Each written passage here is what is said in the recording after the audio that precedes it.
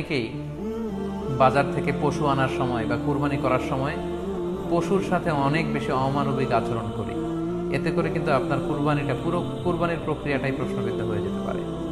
তাই আজকের লাইভের মধ্য দিয়ে যারাই আপনারা যুক্ত হয়েছেন, আমি সবাইকে বলছি আমরা যাতে পশুর সাথে মানবিক আচরণ করি, কুরবানির পশুর সাথে এমন কোনো আচরণ যাতে না করি যাতে ওর কষ্ট না হয়, আমরা যেন এটা খেয়াল রাখি। বিশেষ করে জবাই করার আগে পশুকে ভালোভাবে রশি দিয়ে বেঁধে নেয়া এবং ছুরিটা যেই ছুরি দিয়ে জবাই করা হবে সেটা খুব ধারালো থাকা। আল্লাহ রাসূল সাল্লাল্লাহু আলাইহি ওয়াসাল্লাম কিন্তু এই দিক নির্দেশনা আমাদেরকে দিয়েছেন। সুবহানাল্লাহ। ইসলাম যে কতটা চেক অ্যান্ড ব্যালেন্স, কতটা ভারসাম্যপূর্ণ জীবন বিধান। আল্লাহ রাসূল সাল্লাল্লাহু আলাইহি ওয়াসাল্লাম সহিহ মুসলিমের বর্ণনায় তিনি বলছেন, ইদা যাবাহতুম ফাআহসিনু যিবহা, তোমরা যখন জবাই করবে সেখানেও তোমরা ইহসান করো। কেননা আল্লাহ তাআলা সব জায়গায় ইহসানকে অবধারিত করেছেন। আমরা জীবনে যাই করবো না কেন সেটা ইহসানের সাথে করতে হবে। তো পশুটাকে কিন্তু আমি জবাই করব, স্লটার করব। আল্লাহ রাসূল সাল্লাল্লাহু আলাইহি ওয়াসাল্লাম বললেন, যখন স্লটার করবে, জবাই করবে, তখনও সেটার প্রতি ইহসান করে তোমরা জবাই করো। ওয়াইদা যাবাহতুম ফাআহসিনু যিবহা, সেক্ষেত্রেও তোমরা সফট হার্টেড হও, সেটাকে ইহসানের সাথে জবাই করো। কিভাবে ইহসানের সাথে জবাই করবে? ওয়ালিউহিদ্দা আহাদুকুম শাফরাতাহু ওয়ালিউরিহ যাবিহাতাহু, তোমরা তোমাদের ছুরিটা খুব বেশি করে ধারালো করে নাও, যাতে করে খুব স্মুথলি স্লটারিংটা হয়ে যায়, খুব স্মুথলি কুরবানিটা তাড়াতাড়ি হয়ে যায়, যাতে প্রাণীটার কষ্ট না হয়। আমরা প্রায়ই আমাদের ব্যাখেয়ালে বা অবহেলাবশত কুরবানির পশু ট্রাক থেকে নামানো, হাট থেকে নিয়ে আসা, এমনভাবে আমরা কুরবানির পশুর সাথে ট্রিট করি, এতে করে কিন্তু অনেক অমানবিক আচরণ আমাদের দ্বারা প্রকাশ পেয়ে যায়। সো আমরা যদিও এটাকে জবাই করবো, আমরা যেন ইহসানের সাথে জবাই করি, এই বিষয়টা যেন আমরা খেয়াল রাখি। এটা হচ্ছে প্রথম রিমাইন্ডার। দ্বিতীয় রিমাইন্ডার হচ্ছে, আমাদের দেশে প্রায় এটা ঘটে, জবাই করার পরে অনেক কসাইরা তাড়াতাড়ি এই পশুটার দেহ থেকে প্রাণ বের হয়ে যাওয়ার জন্য ছোট ছুরি দিয়ে জবাই করা প্রাণীটার গলার মধ্যে খোঁচা মারতে থাকে, গলায় বারবার খোঁচা মারতে থাকে। এটা কিন্তু ঠিক না। স্পাইনাল কর্ডে যদি আপনি জবাই করার পরে বারবার খোঁচা মারেন, তাহলে কিন্তু এই প্রাণীটার অপমৃত্যু হতে পারে, অর্থাৎ এটা স্বাভাবিক কোনো মৃত্যু নয়। স্বাভাবিক মৃত্যু হচ্ছে জবাই করে দেয়া, এবং ইসলাম এটাকে আমাদের জন্য বৈধ করেছেন। আমরা জানি যে পাশ্চাত্যে গরুর মাথায় বুলেট মারা হয়, অথবা ইলেকট্রিক্যাল শক দিয়ে ওটাকে হত্যা করা হয়, অথবা ভারী কোনো লোহার হাতুড়ি দিয়ে গরুর মাথায় আঘাত করে সেটাকে মারা হয়। কিন্তু ইসলাম এগুলোকে নিষেধ করেছে। ইসলামের বিধান হচ্ছে স্লটারিং করা, আপনি জবাই করে দিবেন। সেক্ষেত্রে আমার মনে হয় 10 থেকে 15 মিনিট যদি আমরা একটু ওয়েট করি, গরুর দেহ থেকে সবগুলো রক্ত কিন্তু বের হয়ে যাবে, ফলে এটার গোশতটা উপাদেয় হবে আমাদের জন্য।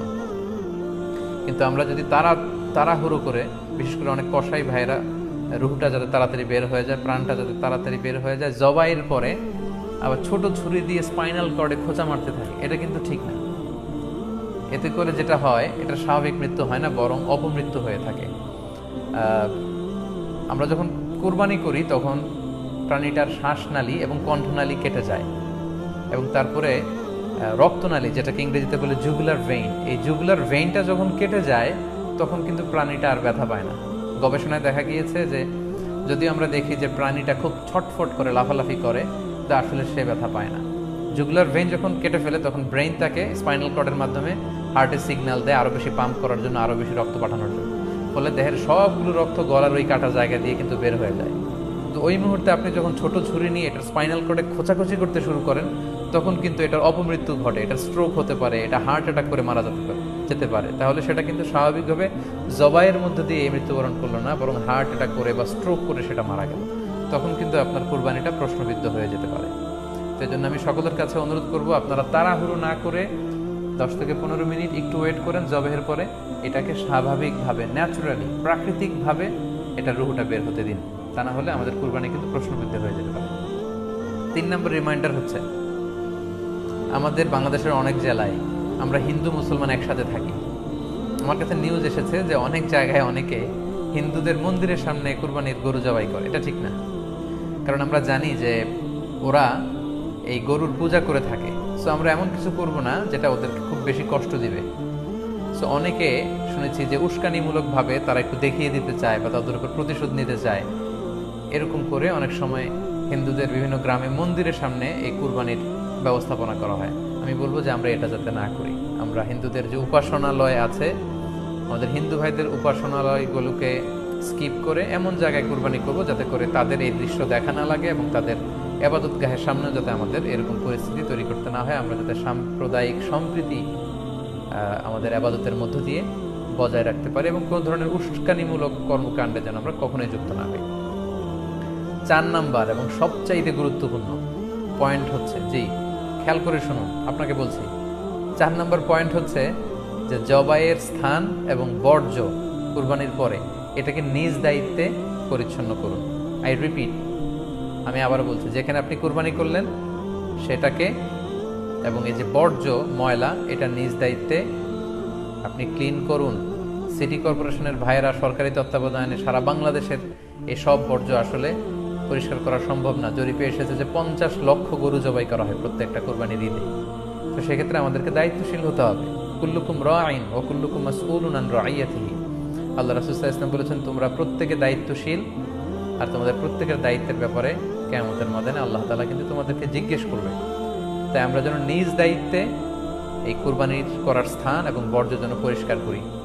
ব্লিচিং পাউডার দিয়ে বেশি করে পানি মেরে আমরা যেন পরিষ্কার পরিচ্ছন্ন রাখি, কারণ আত-তুহুরু শাতরুল ঈমান, পরিষ্কার পরিচ্ছন্নতা এটা হচ্ছে ঈমানের অঙ্গ।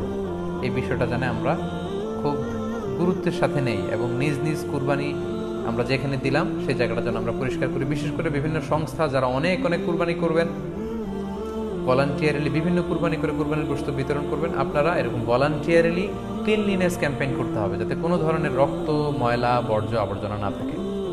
এই ব্যাপারটাকে যেন আমরা খেয়াল রাখি। সর্বশেষ হচ্ছে, অনেকে জিজ্ঞেস করেন যে ফ্রিজে রাখা যাবে কিনা। জি, কুরবানির গোশত ফ্রিজে রাখা যাবে।